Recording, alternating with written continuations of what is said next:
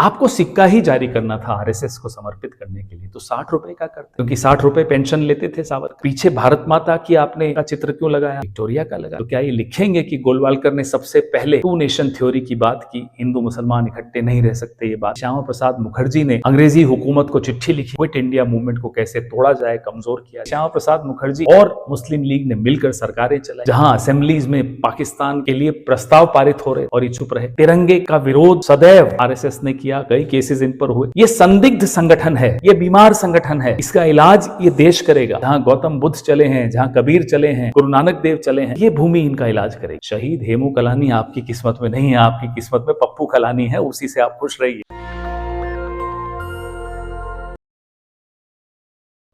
साथियों, आज 156वीं जयंती है बापू की, महात्मा गांधी।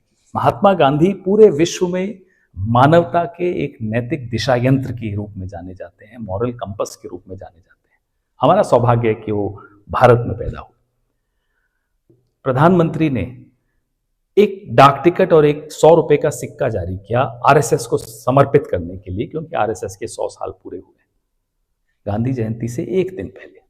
खैर, आपको सिक्का ही जारी करना था आरएसएस को समर्पित करने के लिए, तो 60 रुपए का करते, क्योंकि 60 रुपए पेंशन लेते थे सावरकर, या पाउंड स्टर्लिंग में करते। पीछे भारत माता की आपने का चित्र क्यों लगाया, विक्टोरिया का लगाते। जो मन में है वो लाना चाहिए ना, ये ढोंग क्यों, ये स्वांग क्यों। डाक टिकट ब्रिटिश पोस्ट की होनी चाहिए, खतो खिताबत आप करते थे, माफीनामे लिखते थे, तो स्टैंप भी वहीं की होनी चाहिए थी। अब हमने सुना है कि दिल्ली के विद्यालयों में पाठ्यक्रम में आरएसएस को ला रहे हैं। क्या लाएंगे आरएसएस को? आरएसएस का अगर आप वर्णन करेंगे तो क्या ये लिखेंगे कि गोलवालकर ने सबसे पहले टू नेशन थ्योरी की बात की, हिंदू मुसलमान इकट्ठे नहीं रह सकते ये बात की? क्या आप ये लिखेंगे कि श्यामा प्रसाद मुखर्जी ने अंग्रेजी हुकूमत को चिट्ठी लिखी कि क्विट इंडिया मूवमेंट को कैसे तोड़ा जाए, कमजोर किया जाए? क्या ये लिखेंगे कि श्यामा प्रसाद मुखर्जी और मुस्लिम लीग ने मिलकर सरकारें चलाई, जहां असेंबलीज में पाकिस्तान के लिए प्रस्ताव पारित हो रहे थे और ये चुप रहे? क्या ये लिखेंगे कि तिरंगे का विरोध सदैव आरएसएस ने किया, कई केसेस इन पर हुए? ये सब लिखना पड़ेगा ना। पटेल, सरदार पटेल को जो आपने लिख कर दिया था एफिडेविट एक तरह से कि साहब हम राजनीति नहीं करेंगे, हम सांस्कृतिक संगठन रहेंगे, हम अफवाहें नहीं फैलाएंगे, हम गोपनीय नहीं रहेंगे, ये सब लिखेंगे? ये लिखेंगे तो 3 चैप्टर्स होने चाहिए उसके, धोखा, गद्दारी और मक्कारी। ये संदिग्ध संगठन है, ये बीमार संगठन है, इसका इलाज ये देश करेगा, ये पुण्य भूमि करेगी।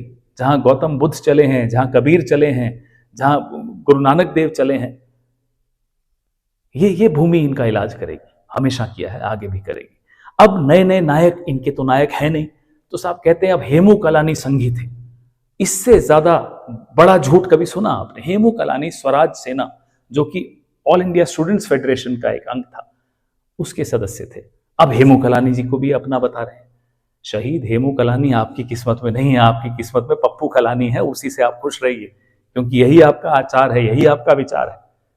तो जैसा आप हैं वैसे ही लोग आपके तरफ आकर्षित होंगे।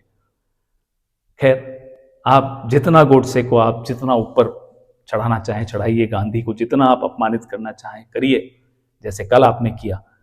देश तो गांधी का ही था, गांधी का ही है और गांधी का ही रहेगा।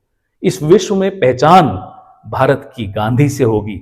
आप जैसे लोग, फांसीवादी लोग, निकृष्ट राजनीति, निकृष्ट विचारधारा वाले लोग, दूध में मक्खी की तरह इतिहास उनको फेंक देता है।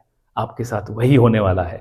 नेशनल दस्तक की आपसे गुजारिश है कि अगर इसको बचाना चाहते हैं तो नेशनल दस्तक को सब्सक्राइब करने के लिए रेड कलर के सब्सक्राइब बटन को दबाएं, फिर बेल आइकन की घंटी दबाएं। नेशनल दस्तक को बचाने के लिए बहुत जरूरी है कि हर खबर को शेयर करें, लाइक करें, कमेंट जरूर करें।